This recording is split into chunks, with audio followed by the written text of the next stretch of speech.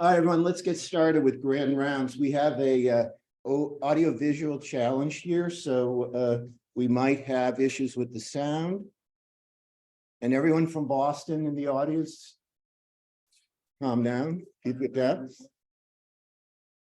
The CME is COFDEH at the bottom there. So join us in Boston for the AAN. We can relive the old days. The department's event is Tuesday, April 25th at Legal Seafood, Harborside. So what time is it, Will, the event?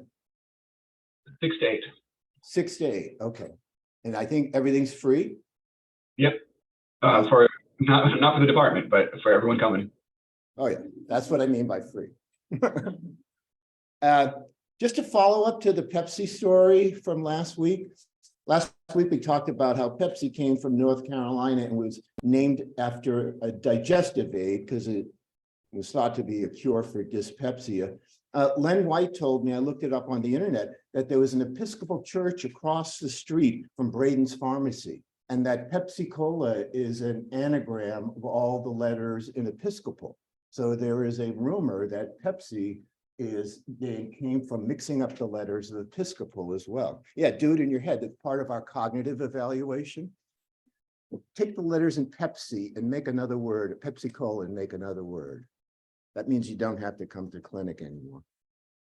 So this day in history is a very famous day because this was the day in 1955 that the FDA approved the polio vaccine, which none of you were alive. I was possibly an embryo.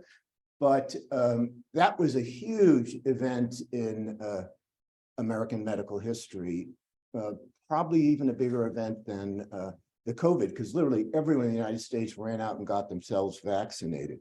But one of the interesting stories is the polio virus was a formalin inactivated live virus. So if you inactivated it too much, it didn't work. If you inactivated it too little, guess what happened? You got polio. So it was really on an edge. And before they gave it out to people, Salk and his team went and tested it at the D.T. Watson Home for Crippled Children. So they inoculated 30 kids who are inmates there, not inmates, residents there, with the polio virus, and nothing bad happened. So that's unimaginable now, but that's what it was like. So I tell this story because our department has an opening on the IRB review board. Any of you who are outraged by that story, just send me an email with the hash, the message IRB, and I will find it. That's a picture of the home for crippled children, and there is a plaque honoring it. It no longer exists. Probably none of you know what an iron lung is, but there it is. Don't actually send us your pets. Send us pictures of your pets. I have this poster in my house. It's in French, but the French is a big pipe, and it says, "This is not a pipe" in French, because it's not a pipe, it's a rendering. Yeah, so it's the same thing. Send us pictures of your pet. There are my two, Daisy and Socks. I think they're the winners for sure, but send them anyway. So volunteers are still needed for Neuroscience Day, Saturday, April 29th. I'm going to try to get back from the AAN meeting for that. But just send an email to Will or Andrew to volunteer, please. It's at the JB Duke Hotel. There'll probably be free food there as well. Free for you, not for the department. Andy Liu spoke to the Los Angeles Times on Alzheimer's disease. He probably said there's nothing we can do. And Nada El-Husseini spoke on stroke and depression, a commentary about Senator John Fetterman's recent hospitalization for depression after stroke. Ann Augustine is our all-star, nominated by Ken Goldberg, the head of the VA. Talks about how she did an amazing job for a young male veteran. We've never had an all-star nominated. There's Andy Liu, Los Angeles Times commentator. We've never had anyone nominated through the VA before, especially by the head of the VA, so good job, Ann. It's geese season, and we have conflicting messages on the geese. So the Atlantic route, which you see there, Route D, flies right past North Carolina. And there are two messages. One, these are federally protected birds, and you can't intentionally harm them. But the other is you cannot swerve to avoid them because you're likely to cause more mischief. So there is a moral dilemma. So thus far along the Atlantic pathway, I love this phrase, there have been 70 goose-related crashes. So don't hurt them, but don't swerve. And the Oscar Mayer Wienermobile is going to be in Raleigh this Sunday at the fairgrounds from 12 to 3. And great headline, where to catch up with famous Wienermobile. By the way, ketchup on a hot dog is an abomination. No ketchup on a hot dog. Mustard and relish, right? Anyone put ketchup on their hot dogs here? Ah, what about eggs? You put it on eggs too? Oh. Just a little financial news. I got this. I'm going to start reporting on this. So Atrium is trying to build a hospital in Greensboro. So this is big news for us because that means that Atrium is moving into the area. Cone Health is trying to oppose it. I think Duke is trying to buy Cone Health. So there's all kinds of stuff swirling around there. Novant reports a loss of how much? $223 million. Now, Novant is a bigger system than Duke. I think Novant's 10 billion, Duke is 6, and Duke lost the same amount. Cleveland Clinic lost almost $1 billion. So, and there's no end to this in sight because the reason they're losing money is all the extra salaries they're paying, and that's not going to change. And it's not like insurance is going to pay them more. So all these health systems are in a bit of a financial quandary right now. And there's our CME code. And today's case presentation is by Kathryn Moore. Katie, I will let you take over. Thank you very much. I'm not actually doing an educator thing today. We're going to be talking about Huntington's disease testing, and I'm going to do my best to keep it under 5 minutes to behave myself here. So I want to present a quick case to you. We had a 34-year-old gentleman come into the clinic a few weeks back. He had, can you hear me okay? Yeah, we can hear you. Our problem is the computer system's not working. So they just hear you off my laptop. It's our fault, not yours. Oh, okay. Well, that's a shame. You're not going to see my humiliating video. That's very sad.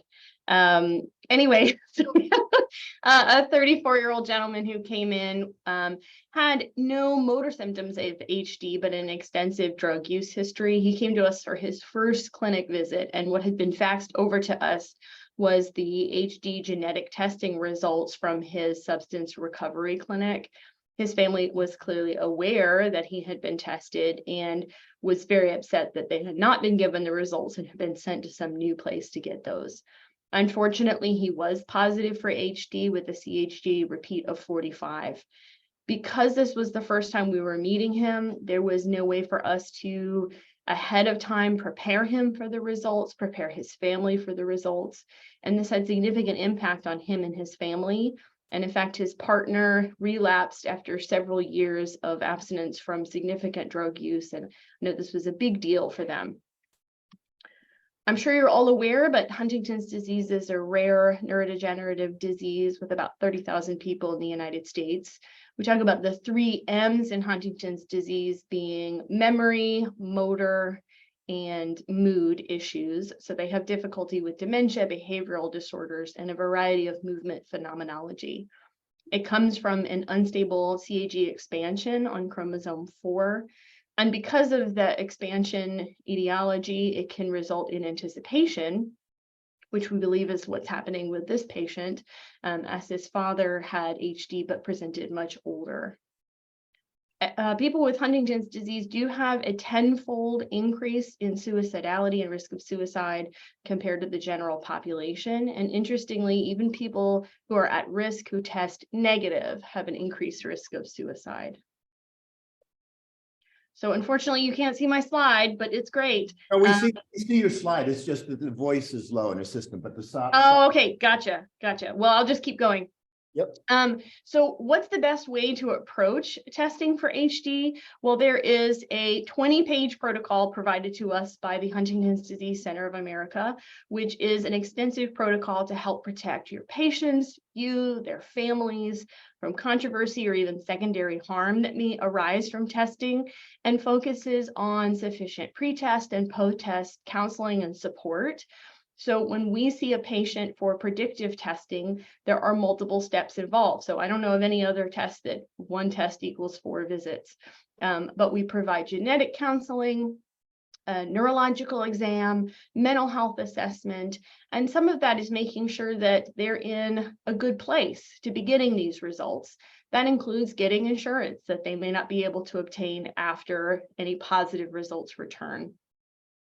The results are always given in person to help support the patient. You can imagine getting this life-changing diagnosis on a Friday afternoon at home when you already have maybe some impulsivity or mood disorder problems. That can be very problematic. So when we order these, we always click the button that says delayed results. We have that conversation with them. We want you to come back with a supportive person with you so that we can walk you through that. Please be aware that even when you check delayed results, that information is going to eventually be revealed to the patient in the MyChart. So we have to keep track of when that's being resulted. So we make sure we're taking care of these folks. There are plenty of other scenarios that we do testing. The most common one I would say of those that we run into is the 2 people, 1 test, where we're testing an individual and those results may tell their family member what their results are. So it can get kind of complicated. So we're happy to take care of your patients in the Huntington's Disease Center of Excellence here on Maureen Road. We're the only HDSA COE in the state of North Carolina. And we have a number of support people that are here to do this for your patients. We do it on a regular basis and are happy to work your patients in much more quickly than we can, say, in general movement clinic. And hopefully you can see this. This is we're willing to do a lot for our patients with HD. So both Dr. Scott and I had a pie in our face this last fall raising money for HD. And that's not Rick Bedlack back there. I know you have questions. So please send them our way. We're happy to help you if you have questions. We don't want to take this away from you, but please, if you're going to do this testing, try to follow the protocol to help protect yourself and your patients. Thanks very much. Thank you very much.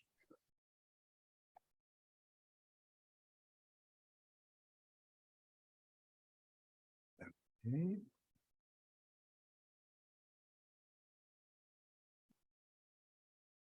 Whenever I'm like this, I'm reminded of how my mother used to look when she was approaching her first ATM machines, just like terrified and slow and all right. Okay, so I don't think I'm sharing screen. Share screen.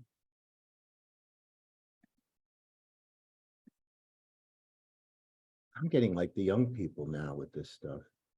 Maybe it's good for my brain. That's good. Thanks, Will. So one of the questions is, where do ideas come from, right? So this is probably the 3rd time we've had to do it with the laptop. I was standing there, not thinking about the audio system, and it suddenly dawned on me out of the blue to make that mic flip over to the laptop. Like, how does that happen? It's like really mysterious. No, I have no idea. I have no idea how it happens. I have no idea how it happens. I know you're in a context. Your brain is aware of all this stuff without being conscious of it, but you're in a context and your brain is aware of a deficiency, but you're not actually working the problem out consciously in your head. And somehow, like, there's a knock on the door and it says, do this. All right, thank you, Katie. So today's speaker is Kenney Jung? Jung. Yeah. Okay, sorry.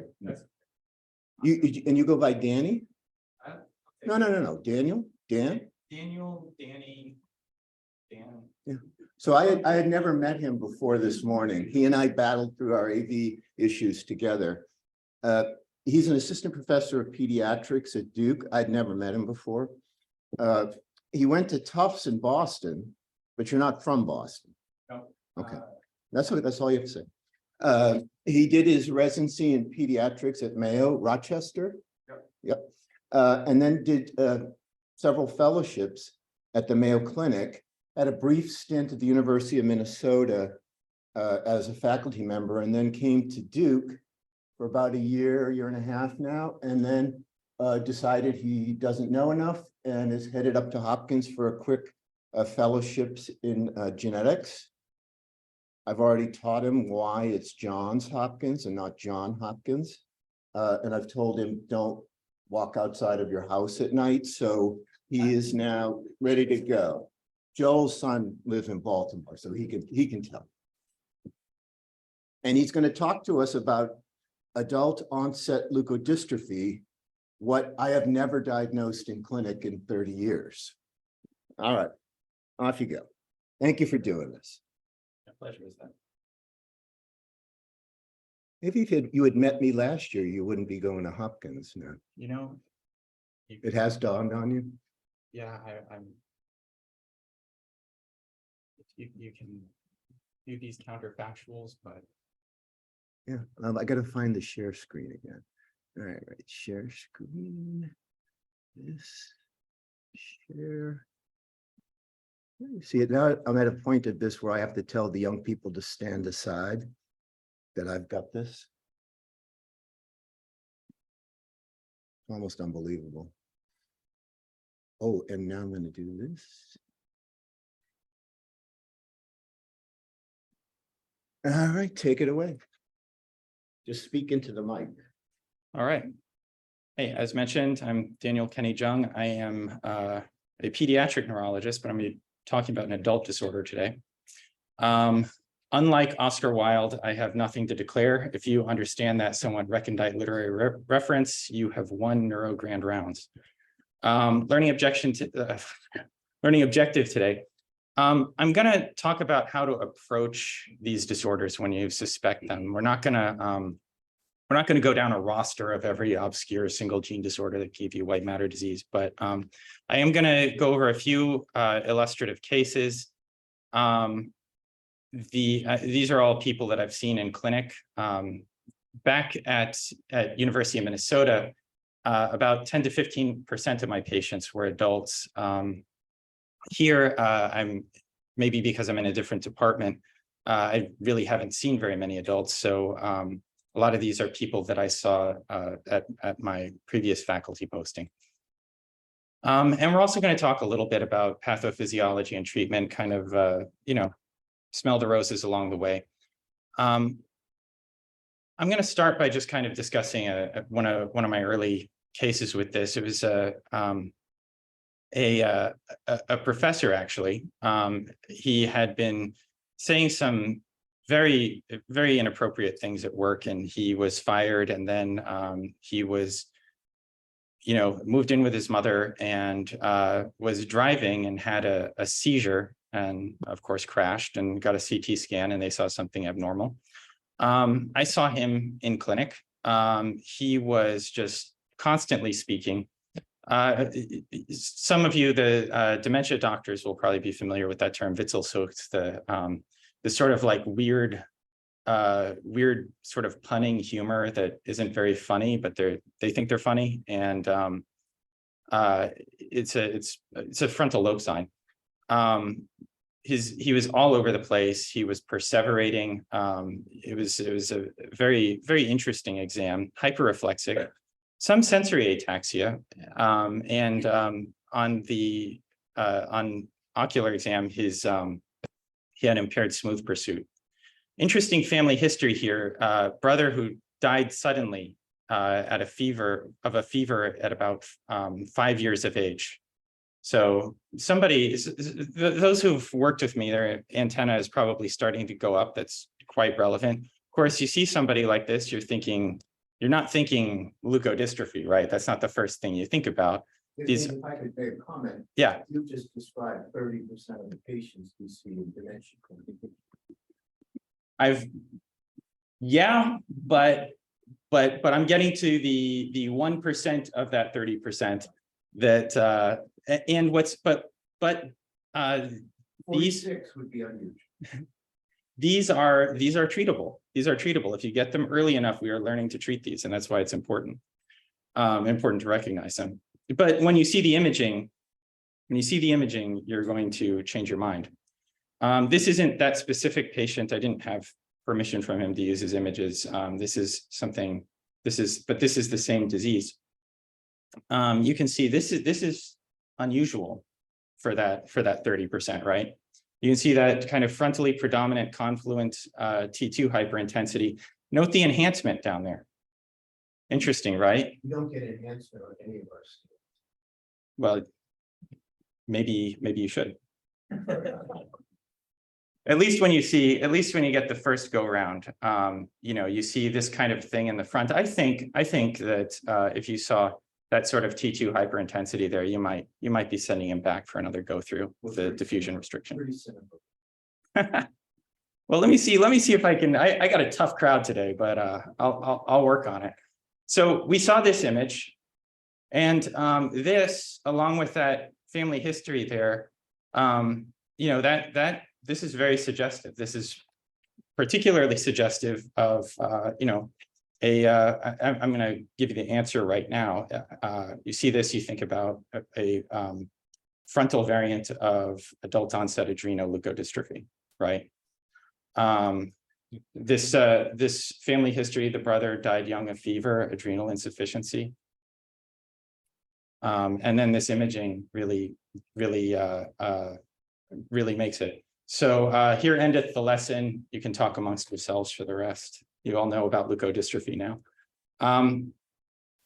We're going to actually give you an approach to that. I'm not just going to give you a bunch of images and point to them and say, this is what it is. I'm going to try to help you all form kind of a mental model for attacking these problems, because these aren't common. My misspent youth was as a classicist, so I have to make the obligatory etymologic nod. Leuko, white, dys, bad, trophy, nutrition. In 2013, a group of leukodystrophy specialists got together and tried to make a definition of these, and ended up coming up with this phrase here: heritable disorders affecting the white matter of the CNS, affecting multiple white matter cells. You can read the whole thing yourself if you'd like. But basically what we're talking about here are genetic disorders affecting the white matter, which may or may not be progressive. But when you're talking about adult onset disease, that somewhat implies progression, right? I mean, if they're suddenly presenting with new problems at the age of 30, 40, one person I saw in their 60s, that implies that something new is going on and something different from your typical dementia. So adult onset leukodystrophy, right? The zebra of zebras, I think, is sort of what's being implied here. But yeah, and they are rare, but collectively they become less rare. When you're looking at a large number of rare diseases, it becomes more of a more salient entity, and the prevalence is rising. It's rising because they're getting more diagnosed. We have whole exome sequencing. The price of that has come down, and I think there's greater cognizance of the presence of these diseases because we are developing treatments for these. So when do you suspect this, right? I mean, you can't be assuming that everybody that comes in for a cognitive evaluation has an adult onset leukodystrophy. Well, the family history may be suggestive. Bear in mind that the family history may not be of leukodystrophy. I can't tell you how many people I've seen where they have a family history of multiple sclerosis, right? But if you get down to it a little bit, it's kind of a weird multiple sclerosis. They got it and then they were dead in 5 years. It's not quite what you expect for multiple sclerosis. Vascular dementia is another one that kind of raises a red flag when somebody has vascular dementia and dad had vascular dementia and he's institutional. He he died of it by 49. It's different. And then you think about multi-system disorders that run in the family. If there is a family history of, the pathology that I put here, this is a bit of gallbladder pathology. Gallbladder disease can be seen in metachromatic leukodystrophy. You're thinking about people who have these disorders these are genetic disorders. Genetic disorders often affect multiple systems. And so that kind of a history should sort of raise an antenna for you. The imaging findings, of course, that's the critical thing, and that's going to be that. And when I try to provide sort of the cognitive skeleton on which you can sort of flesh out an understanding and an approach to these diseases, it's really the imaging that we come down to. And then other unusual systemic findings. I mentioned multi-organ involvement, dysmorphisms. If someone, and we're going to get through that a little bit. If somebody has something, that seems very different about how they appear, a history of polydactyly, things like that. Sounds weird, but that's kind of my stock and trade. So how do you approach these, right? You have somebody, they have kind of suggestive neuroimaging, but as I mentioned, these diseases are pretty rare. So what do? You want to first exclude more common causes of white matter disease. I have a little checklist. I'm going to show you a bit of it in a minute, but it's fairly long. But the goal is to exclude these other causes, many of which are treatable, infectious, metabolic. Small vessel disease is something that you want to rule out insofar as is possible, autoimmunity. And then also you want to determine whether the pattern of presentation fits some specific leukodystrophy. It's like, okay, I think this is a leukodystrophy. I've ruled these things out. Which leukodystrophy is it? And this is important. I look at this image, I might see this, I'd be like, oh, that looks like a leukodystrophy to me. But actually, this is HIV leukoencephalopathy. That's not a genetic disease. Elements from the history that are really important to get when you're making that assessment: family history, and not just family history of leukodystrophy, family history of, like I mentioned with the person with the adrenoleukodystrophy, family history of other things, of non-neurologic processes can be important. Birth history can be important. I see a lot of people who, I have seen multiple patients who have had a rocky birth history. They had a bit of periventricular leukomalacia. They got a scan for some reason, they see it, and there's a concern for leukodystrophy. The birth history can be very suggestive for that. Did they make their developmental milestones on time? That's important even in adults. And one of the cases that we get through is going to kind of go into that a little bit. And other systemic diseases that the person might be suffering from at that time can be suggestive. These are all elements that can indicate specific leukodystrophies here. And we'll touch on some of that. The goal here is not to memorize every presentation of every disease, like I said. When I do an exam, I do look at those multiple systems, right?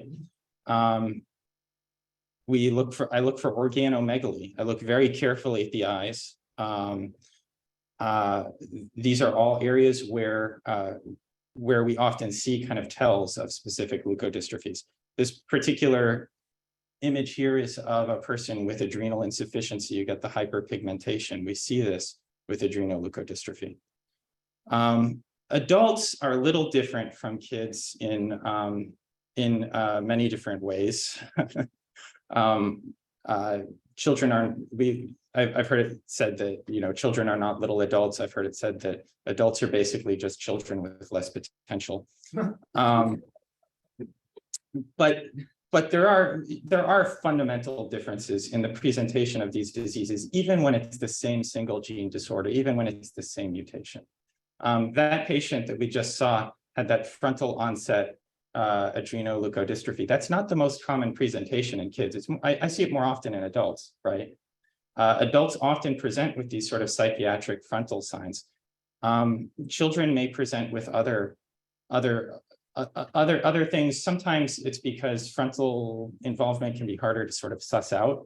in a 3 or 4 year old. Sometimes it's just because the disease starts in a different place more often in adults. A posterior onset is more common for adrenoleukodystrophy in children. And so you'll have early involvement of like visual symptoms, things like that. Peripheral neuropathy is a big thing to look for. That is actually, these diseases somewhat dichotomize along the presence or absence of peripheral neuropathy. So when you're kind of chugging down your process here, what kind of leukodystrophy is this? The presence or absence of peripheral neuropathy will be an aid to your understanding of this. Other things to look for: dystonia, ataxia. That again provides some information about the specific disease in play, whether there's a movement disorder. I mentioned that I go through sort of a process to try to rule out other, especially other treatable white matter diseases. Initial labs, I'm not going to read the whole list.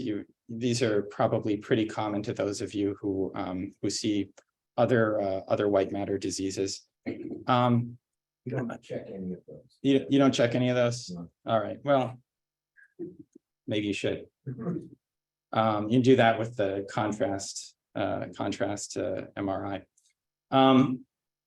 Biochemical evaluations for leukodystrophy in particular.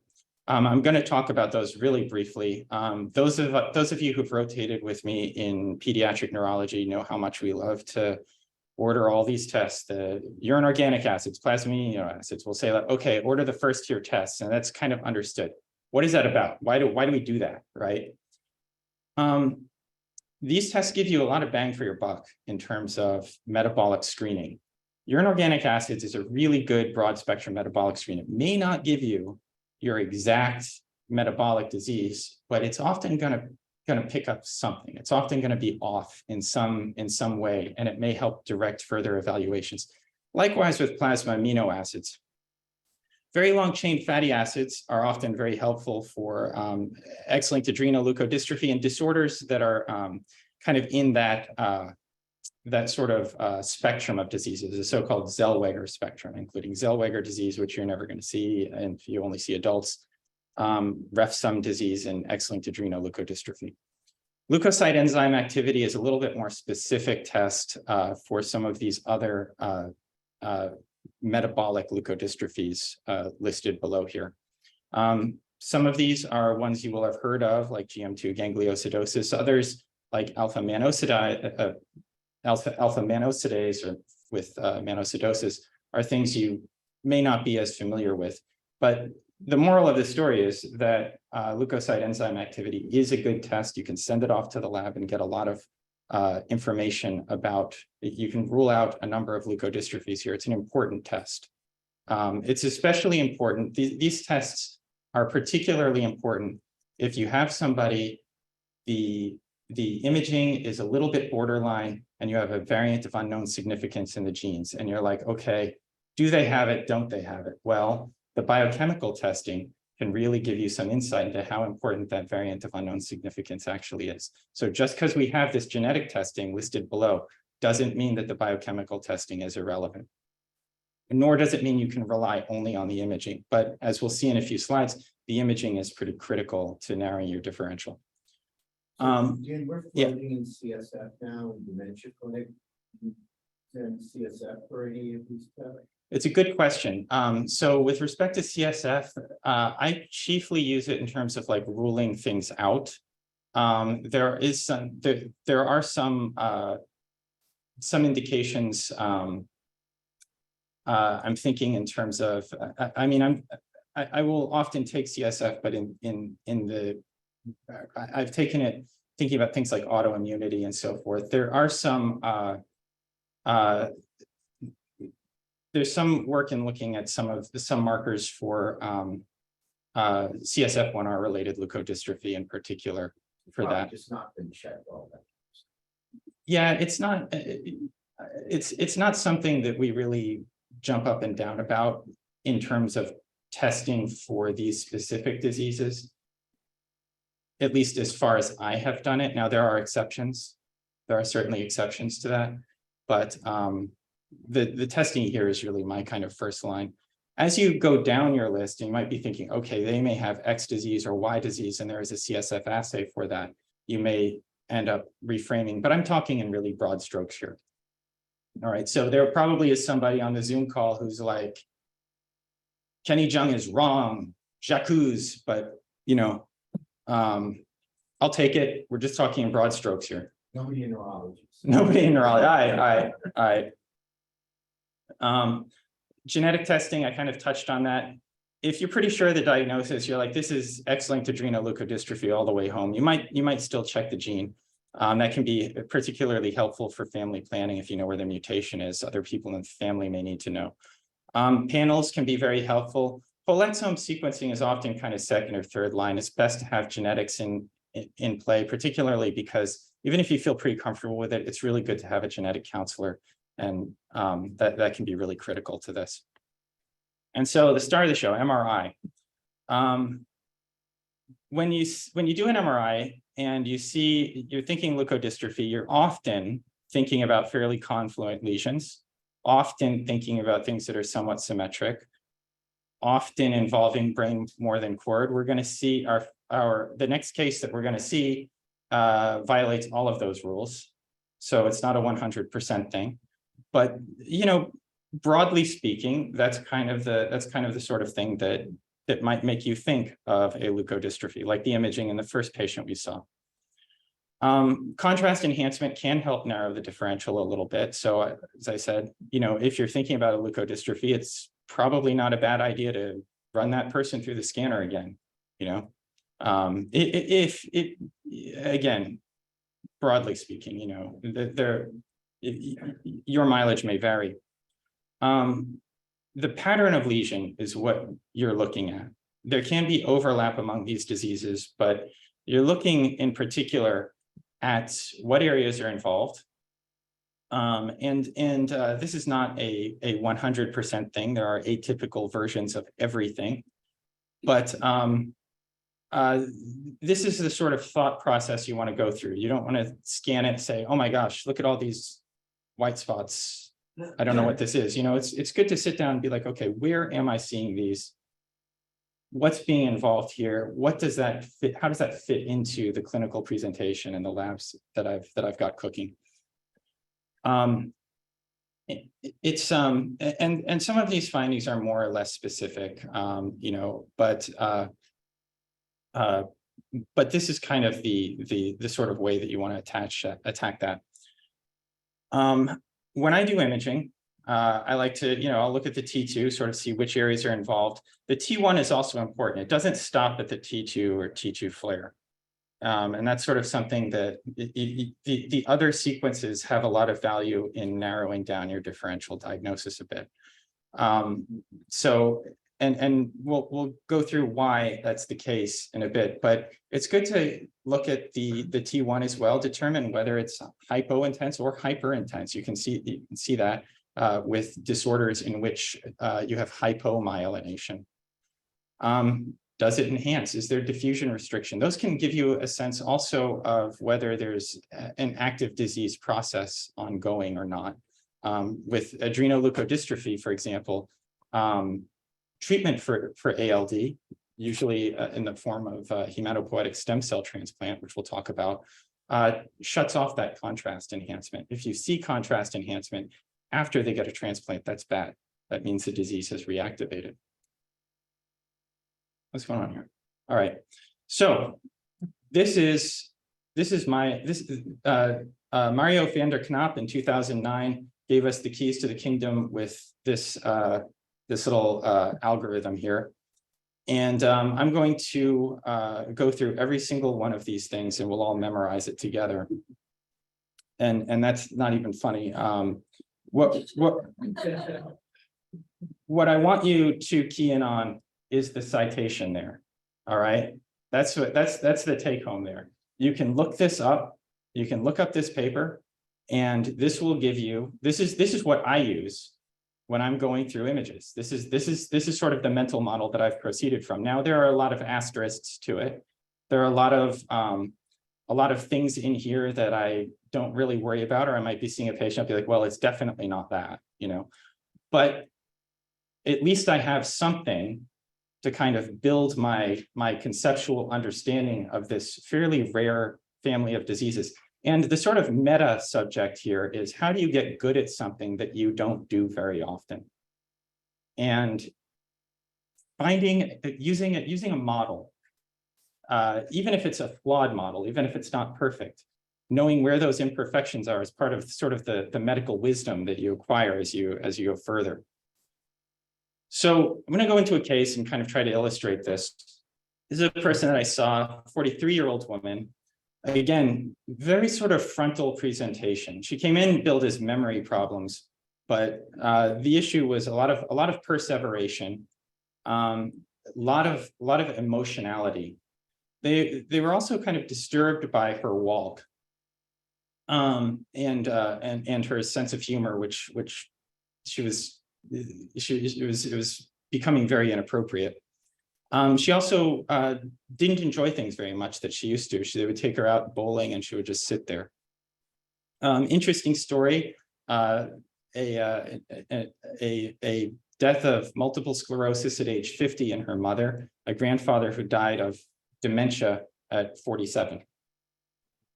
So already you're kind of thinking, okay, there might be something in the family here. And if there is something, it kind of has sort of an autosomal dominant flavor. So mental status globally impaired. I did the Copman test. I trained at Mayo. You can substitute the MMSE or MoCA or what have you. She had impairment. She had some Parkinsonism. I didn't really see I didn't see ataxia. I didn't see a tremor. She wasn't hyperreflexic. Insofar as I could do a sensory exam, it appeared to be normal. So that's important right there. That kind of gives me some sense of what the nature of as we kind of go down the sort of algorithm later. That's kind of important. So this is her MRI. It's not really very confluent. It's multifocal. This is actually this patient, unlike some of my other images, which are representative of the patient. This person. This is one from one of the papers that we published on this, and you can see though this didn't come out as beautifully as I would have liked, but hopefully I can convince you that there's some T2 hyperintensity over there on your left, and there is some T1 hypointensity over there. This is a better picture, published case of the same disorder. Had been mistaken for multiple sclerosis. So we go back to our algorithm. Okay, all right. So I don't know what this is. I go back to that old paper that I like. All right, so that one over there to the right. So we have these two options here for hypomyelination and other white matter pathologies. We have prominent T2 hyperintensity, T1 hypointensity. Okay, so that puts us at that part there. All right, is it confluent or multifocal? Well, it's multifocal. So where does that bring us? We're gonna narrow that down. It brings us down to that sort of something in this pathway here.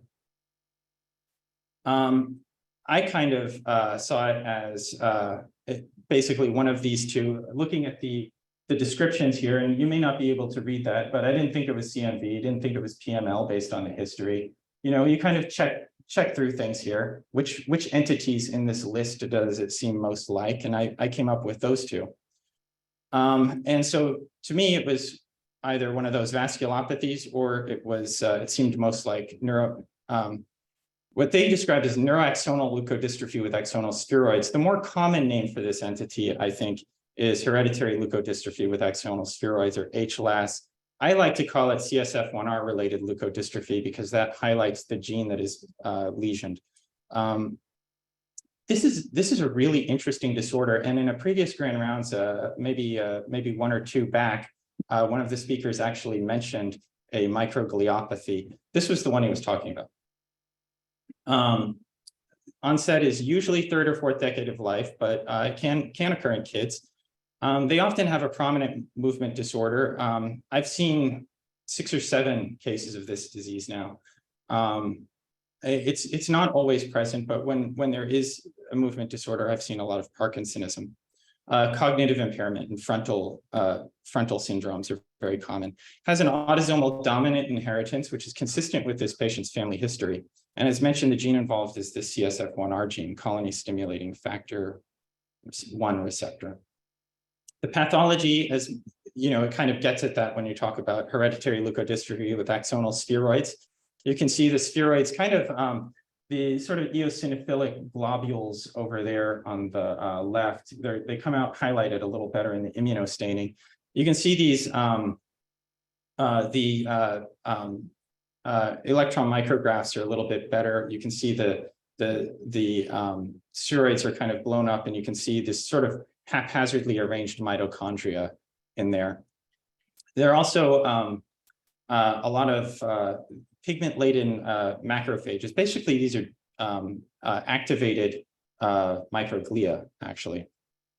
So what is this CSF1R, right? This is a really interesting and important gene, and I think the people who are kind of more dementia-oriented are maybe sitting up a little straighter now, because this gene is, I think, pretty hot in the AD literature. This gene is very important for activation of for microglial function and survival and activation. It's activated by colony stimulating factor 1 as well as by interleukin 34. You can see that it, like many of these tyrosine kinase transmembrane receptors, it likes to homodimerize, which may be one reason for that sort of autosomal dominant, because things that dimerize often, if you have one bad copy and one good copy, they can't fit themselves together properly. This gene is very important in microglia. It's important in cells of the monocyte lineage elsewhere as well. Kupffer cells, certainly antigen presenting cells, but really the microglia are very important. If you have a homozygous deletion of CSF1R, you have some interesting things. You have dysfunction of osteoclasts, for one thing, which you'll recall are also in the monocyte lineage. And also you have, in babies who have this, you actually have migrational abnormalities. So it's very interesting. CSF1R antagonists are now being considered for dementia treatment. Microglia are very important cells of the white matter, and you'll note that white matter integrity really relies on all components of the white matter, not just the myelin. These are yolk sac derived, but they can be replenished if they are diminished by monocyte cells derived from monocytes. The monocyte derived cells are epigenetically and transcriptionally unique, though they don't work quite the same way. We're a little bit behind in terms of time, so I'm going to rush a little bit. Okay, We have to move down. Well, I didn't realize how I timed the talk for about an hour, and I wasn't thinking. It was 45 minutes. Will told me. Will told me. I failed. I'm sorry. Keep going. People do that. All right. Well, this is interesting. The important thing here is that microglia tend to maintain their numbers by proliferation locally. But if they are greatly diminished, they can hyperproliferate with the survivor microglia, or you can have marrow-derived monocyte lineage cells. Florian Eichler reported a patient who was thought to have metachromatic leukodystrophy, had this disease instead, got a hematopoietic stem cell transplant, and it stabilized the disease. We reported our experience with this. We transplanted 3 patients and seemed to have stabilized the disease. This is very interesting if you think about it. There are multiple leukodystrophies that are treatable by hematopoietic stem cell transplant. We don't really know what we're doing when we're treating them that way. We don't understand it that well. And so this disease, to my mind, is almost paradigmatic of the treatable leukodystrophy. Going back here to my microglia cartoon, there are differences in microglial activation. You can have kind of a pro-inflammatory version and a less inflammatory version, basically. And there are, in the Alzheimer's disease literature, they're looking, CSF1R antagonists are under consideration, and there are some phase 1 trials out there for reducing the microglia and then seeing whether during the reduced population during that hyperproliferation phase tends to achieve a more anti-inflammatory state, and whether that has some impact on the on disease progression. And again, if there's a dementia person who's been following that literature and I have it wrong, I'm sorry, it's something else. But that's my understanding from working in this space on the CSF1R leukodystrophy side. It's a very, very interesting disorder. We use hematopoietic stem cell transplant for multiple disorders. We use it in adults too. Adults tolerate it a lot less well. With kids, we have about maybe a 10% mortality for transplanting X-linked adrenoleukodystrophy. Unfortunately, it seems to be somewhat higher than that in adults. I think some of that has to do with the conditioning regimen. I never see fludarabine-related toxicity in children. I never see bortezomib-related toxicity in children, but I have seen it in adults that we've transplanted for this and other diseases. And so I think there's a lot of work to be done here. Nevertheless, it does seem to work in adults insofar as we can tell. I can maybe skip my next 2 cases and wrap up so I can take some time for questioning, actually. Let me. By the way, do you mind if I distribute your slides? Not at all. I'm going to briefly touch on this last one here. This is a hypomyelination disorder. This is 4H syndrome related to a mutation in POLR3A. Very interesting disease. I want to point out that this is where the T2 and T1 comparison is really important. When we look at the T2 hyperintensity, we might say, okay, there's a leukodystrophy here. There's something is off with this. But bear in mind that there are situations where the myelin just never really grew in properly. And the T1 hyperintensity can give us some clue about that. Myelination is a process. Again, those who've rotated with me in pediatric neurology will remember my going back and forth on pediatric images, trying to figure out whether something is a myelination center or whether it's a true hyperintensity. The T1 images can give you a clue about the state of myelination, and that in turn is going to help you as you make your consideration where this might fall on the algorithm. All right, so again, this is a very elided talk. I apologize. I want to wrap up just by saying that leukodystrophies, they're uncommon, but you don't want to miss them. The pathology of these disorders, as is the case with the CSF1R gene, can give insight into other neurologic disease processes. And it's important to try to have a model for how to approach these diseases, a plan of attack when you're doing something that you don't do very often. And again, I'll take any questions. I apologize for my poor time management. I want to make a comment. As I was going through the slides last night, if I was going to make a vote for what I was expecting to be the worst talk of the year, it was going to be this. I mean, how many times have we gone through these leukodystrophies and just groaned? But it was a phenomenal talk. You did just an amazing job of making it. We'll never remember all that stuff, but it made it actually interesting, not painful. So that's a comment, not a question. All right, so Joe. Leukocyte enzyme activity is there a specific And repeat lab this we question. send it into? We sometimes would send out labs right into problems with the lab. Yeah, I can get back to you on that. Yeah, there. Repeat the question. Oh, yeah, sorry. The question is basically which specific lab should we send the leukocyte leukocyte activity assay too, leukocyte enzyme activity assay too. There have been issues with labs in the past. This is kind of an ongoing thing. It's a little bit of a moving target. I can get back to you on that. It's a good question. Is the one listed in Epic the good one? I mean, how do we, because all we know, we're prisoners of Epic. I'm not. Probably a gen code. Yeah. Probably have to know which lab to put it in. Yeah, and there's a certain amount of operator dependence too. I mean, it'd be like, okay, well, I had good experience with such and such lab in Atlanta or whatever, so I'm gonna send it there. For me personally, where I get the most mileage is actually calling the lab. I do that.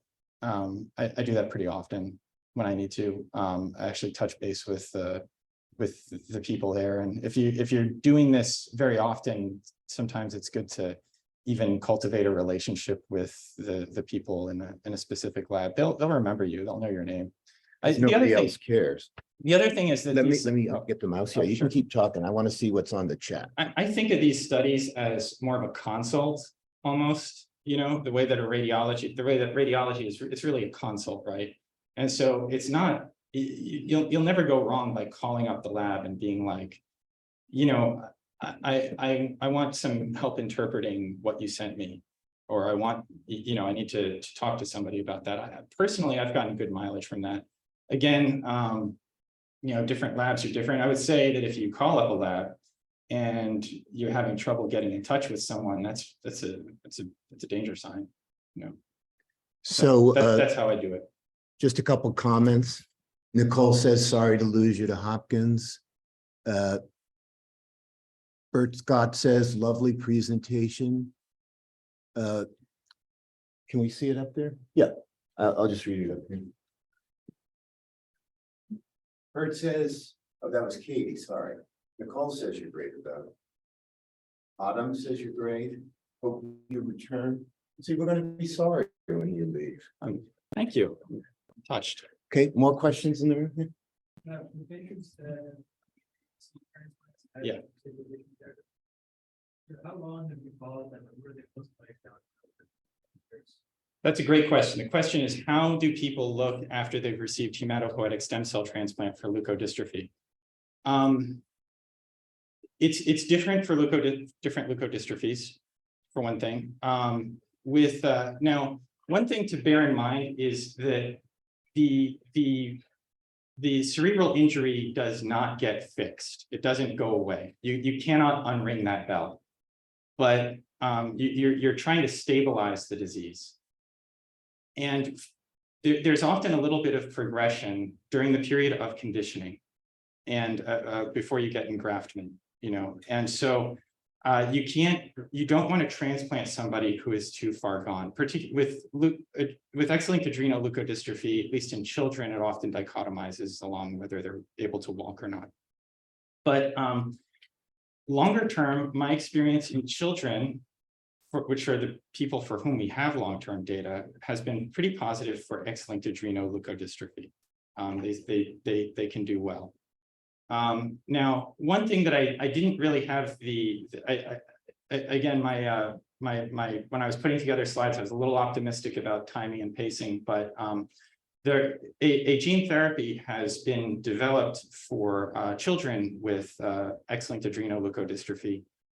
Basically, this is using a lentiviral vector to basically put functional ABCD1 gene into their hematopoietic stem cells, and then they're retransplanted with their own cells. Now, it's still myeloablative conditioning, but the likelihood of GVHD afterwards is much lower, and they don't need immune suppression. Now, the other side of the coin is this is a lentiviral vector. This is not AAV, so it's not like a little episome sitting in the nucleus. It needs to be inserted into the genome because these cells need to multiply. And so you do have the risk of insertional oncogenesis with this. Nevertheless, the long-term follow-up for that is still pending, but I'm very optimistic. And I'd like to also say, if anyone on the internet has a question, just put it in the chat or your name. We have another one in the room. There was another hand back here. kind of very widely. And then if you see a patient with a certain time source of progression that might kind of ring our bells or The question is about the time course of progression for leukodystrophy. It's dependent on the leukodystrophy. Some of these, some leukodystrophies are minimally progressive, really. The last one that I was touching on, the 4H leukodystrophy, I've met people who really don't have very much progression at all. Likewise with CSF1R related leukodystrophy, the progression rate seems to be all over the map. My personal experience has been, it's kind of like Ernest Hemingway described bankruptcy, slowly and then all at once. You know, it depends a lot about where the area of initial involvement is. For example, with X-linked adrenoleukodystrophy, there is a brainstem or a kind of subcortical variant, and that tends to progress more quickly because that's a very valuable real estate, right? Whereas if it's frontal variant, you know, you could have slow burn kind of thing going on for a while before they even present, like our first unfortunate person who at the time he presented was too far gone to consider transplant. The best case scenario for one of these things, if it's X-linked adrenoleukodystrophy, because we have a therapy, if they're transplantable, if they're healthy enough, we often will move them pretty quickly if they have contrast enhancement. That's often something that we'll consider. But again, it's a nuanced discussion that does require some specialized insight into that. You get a group of people together and they kind of go through it. But back to your original question, it's very variable. It depends a lot on the area of initial involvement, and it depends on the specific genetic disorder. All right, any other questions in the room? All right, thank you so much. Thanks very much. Oh, my God. Well, I have a question. What did you major in college? I majored in classics. My main thing was actually Sanskrit. There you go. That explains it. So, thanks, Doctor. I'm just wondering, so, you may be aware of this, but like, when we